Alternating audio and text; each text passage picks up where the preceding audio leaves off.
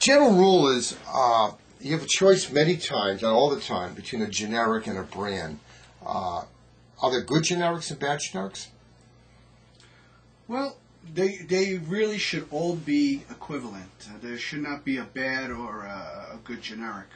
All the manufacturers that do produce generic products, they should adhere to the same regulations and guidelines that are set forth also for the brand name products. So in reality, a generic should be exactly as the brand name. I mean, it should work exactly the same.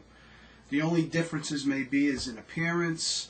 There may be some difference in fillers or binders that they use, but the active ingredients are supposed to be exactly the same as the brand, and their bioequivalence and bioavailability should be exactly the same as the brand.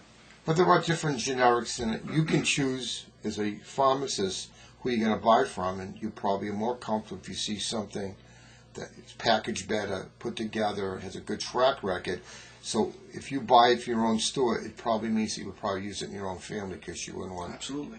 Well, we try to maintain a constant generic. We try to maintain the same company. We try to purchase from the same company because that's with certain drugs. Let's say drugs that may require certain blood levels.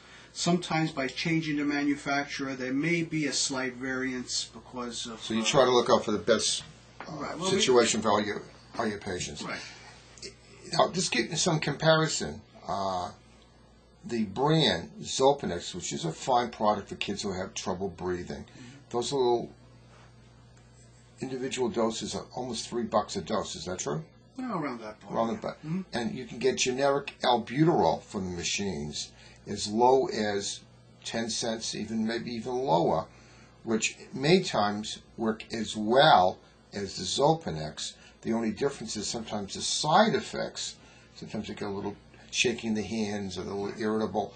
We don't know which kids need one or the other, but if they can survive just equally as well using the generic albuterol, there's almost a $3 savings, isn't there?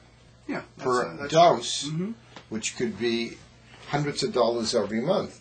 Well, before Zopanex came onto the market, that's what they were using, mostly albuterol ampules. Is the product better? It probably is a little bit better, but cost-wise, does it matter? That's up to the physician to decide. We also use a lot of thing called Pulmicort in pediatrics, and Pulmicort comes in a 0.25 or 0.5 and a 1 milligram. The 1 milligram, which is used in a certain situation, if you use it twice a day for a month, I think it's $800 wholesale.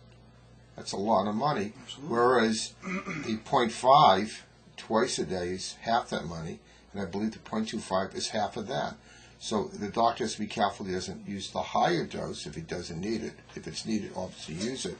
But they should be aware that you're laying out as much as $800 a month just for something you use twice a day through a machine. Sure.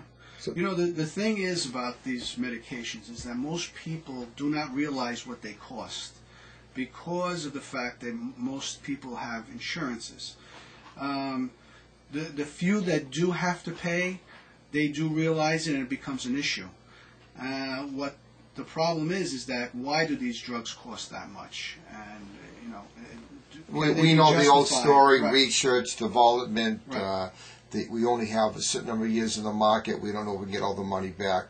But Pulmicort's been around in Europe for 20 plus years, and been around here for probably 10 plus years. So it's a little expensive. I don't know if the cost of manufacturing. It's a fine product. When say it isn't.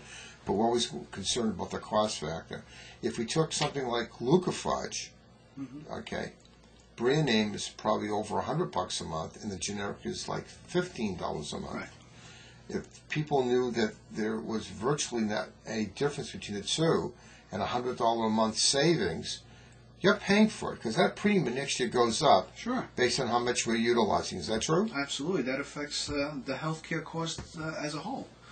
When you're dispensing brand name products that cost 3 to 4 times what the generic cost, it does definitely affect insurance as a whole. And the cholesterol-lowering drugs, there are many of them on the market. You know approximately what the most common brands cost per month? Well, the most common brands, they probably go for about $100 a month, roughly. And generic, if there is something? Generic, they could be cut down to, a third.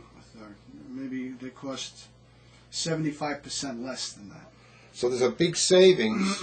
Obviously, we're not telling you what to use or the doctor to write for. Right.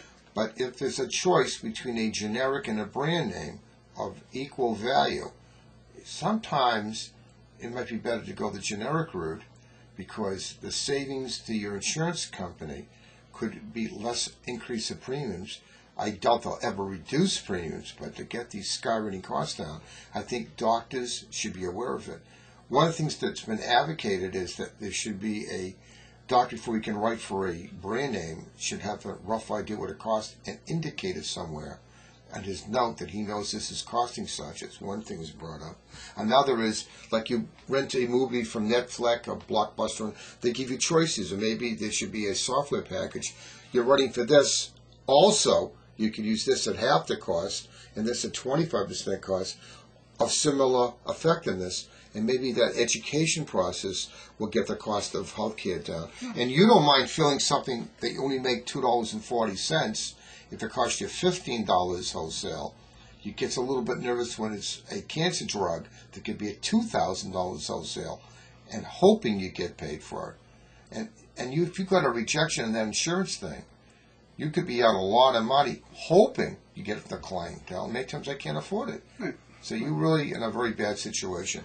The cost of vaccines, I don't know if you're aware of it, 1,000 boys, wholesale cost to give it right now is $1.2 million wholesale to buy it, not to make a profit on it. And 1,000 girls, it's up to about $1.6 million. These figures are outrageous. And pediatricians don't even get it back because there's so many rejections by insurance carriers that a lot of pediatricians are now put in a very funny financial situation. Sometimes they may not order vaccine. They might have shortages until the insurance company pays the bills on the old stuff, or he has an inventory that could be as high as $100,000 sitting in a refrigerator, getting no interest. But his credit cards are going to be charged at 2% a month to pay for these vaccines. There could be ways of doing it.